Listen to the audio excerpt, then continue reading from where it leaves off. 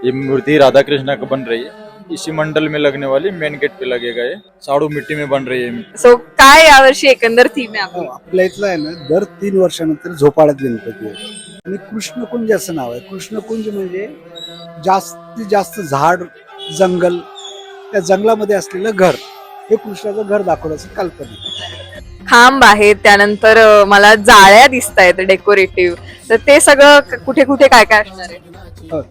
ह्या कसं राजवाड्यासारखं घर दाखवलेलं आहे. राजवाडा जसा, आणि ते पिलर आहेत तिथले. आणि एक गॅलरी वगैरे असते ना, वरच्या बाजूला आलेलं असतं. गेले 4 पिढ्या आमच्या थोरात फॅमिलीच्या आपल्या अखिल मंडे मंडळाशी रिलेटेड आहेत.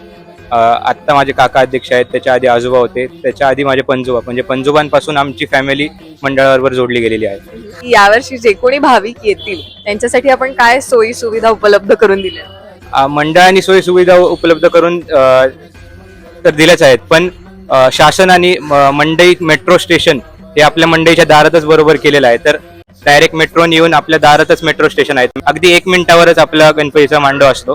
तर सर्व भाविकांना तेच म्हणणं आहे की मेट्रोने तुम्ही आले की ट्रॅफिकची कटकट नाही, गाडी लावायची कटकट नाही, डायरेक्ट तुम्ही मांडवाच्या दारातच उतरताल मेट्रो स्टेशन.